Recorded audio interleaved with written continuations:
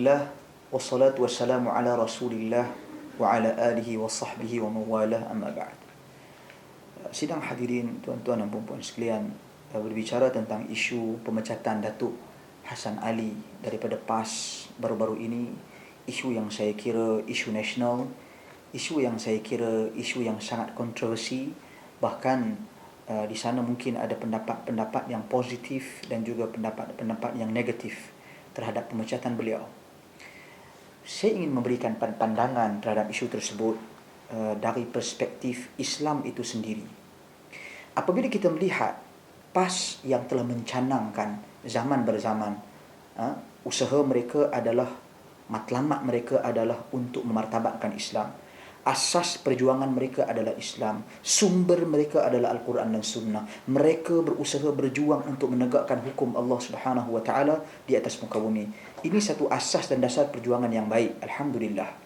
Walau bagaimanapun, pemecatan Datuk Hassan Ali menimbulkan satu perkara yang saya lihat menurut pendapat dan pandangan saya bercanggah dengan dasar dan perjuangan PAS itu sendiri. Memang tidak dinafikan, dari satu sudut saya mendengar kenyataan Tuan Guru yang saya hormati, Nik Abdul Aziz Nikmat, menyebut bahawasanya merupakan perkara yang biasa perceraian antara suami dan isteri dan juga pemecatan ahli-ahli yang tidak senonoh. Itu satu. Kedua, kenyataan Tuan Guru Haji Abdul Hadi juga yang saya hormati, di mana beliau berkata pemecatan Datuk Hassan Ali disebabkan perkataan-perkataan beliau, pandangan-pandangan beliau yang dikira merugikan parti.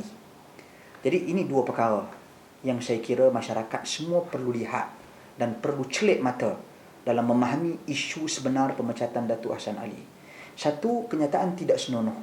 Mungkin kita perlu bertanya secara adilnya, wala yajrimannakum syana'anu qaumin ala alla ta'dilu i'dilu huwa aqrabu littaqwa. Jangan semata-mata kerana jenayah, kesalahan sesuatu kaum menyebabkan kamu menghukumnya dengan tidak adil. Berlakulah adil, kerana sikap adil itu menghampirkan kamu dengan ketakwaan kepada Allah Subhanahu Wa Taala. Maka kita cuba melihat isu Datuk Hassan Ali secara adil, tanpa kita mencerca memaki hamun mana-mana pihak. Melihat secara adil. Perkataan Tuan Guru Nik Abdul Aziz tentang tidak senonoh, ahli yang tidak senonoh, adakah sesuai diletakkan perkataan tidak senonoh itu kepada Datuk Hassan Ali? Dari satu sudut, apakah tindakan beliau yang tidak senonoh? Adakah yang dimaksudkan dengan tindakan tidak senonoh itu merujuk kepada kenyataan-kenyataan beliau yang merugikan parti seperti yang dimaksudkan oleh Tuan Guru Haji Abdul Hadi? Sidang penonton sekalian, apa kenyataan yang merugikan parti?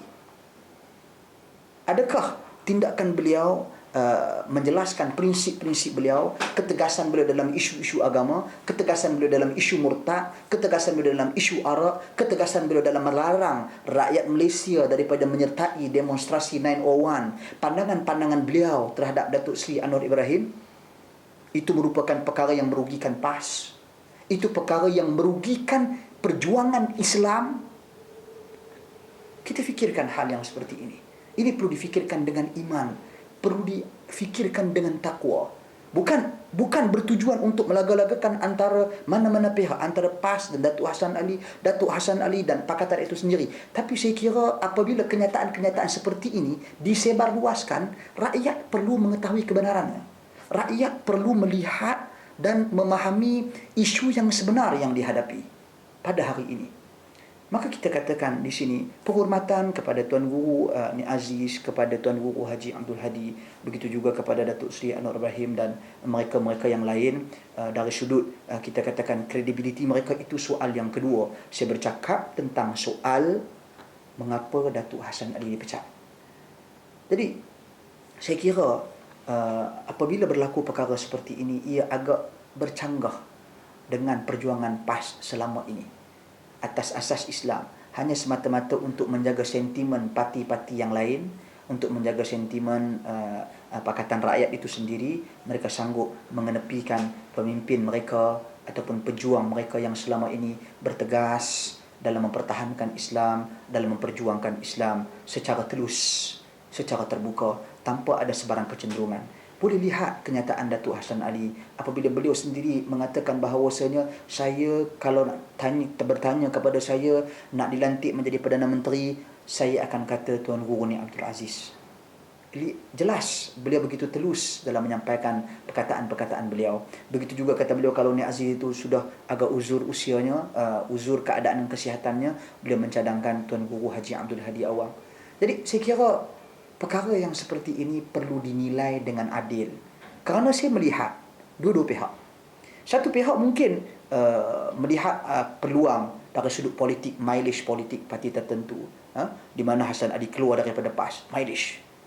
Satu pihak lagi daripada pihak Pakatan Rakyat itu sendiri maki, hamun, kutuk, cercah Hassan Ali dan sebagainya. Ini satu tindakan yang tidak wajar. Nilailah dengan adil. Biar beliau mengambil keputusan beliau. Di mana freedom of speech yang kalian laung-laungkan selama ini? Bila isu demonstrasi, dilaungkan freedom of speech. Bila isu Hassan Ali, Hassan Ali tak boleh bercakap. Maka ini jelas bercanggah dengan dasar-dasar perjuangan parti itu sendiri. Maka saya kira PAS sendiri perlu bermuhasabah dan sewajarnya memberi laluan dan ruang kepada Datuk Hassan Ali untuk memberikan pendapat dan pandangan beliau. Soal kenyataan-kenyataan beliau yang dilihat merugikan parti, saya kira itu masalah dalaman parti yang perlu diselesaikan dengan cara yang baik. Saya bukan berpendapat bahawasanya ataupun nak masuk membahaskan isu dalaman parti, yang saya kira itu masalah dalaman parti masing-masing, kehendak masing-masing. Cuma cara Datuk Hassan Ali diketepikan merupakan cara yang saya lihat tidak adil, yang mana perkara tersebut mencalar kredibilitinya, mencalar maruahnya sebagai seorang pemimpin yang dihormati, bahkan pemimpin yang dipilih oleh rakyat. Wallahu a'lam.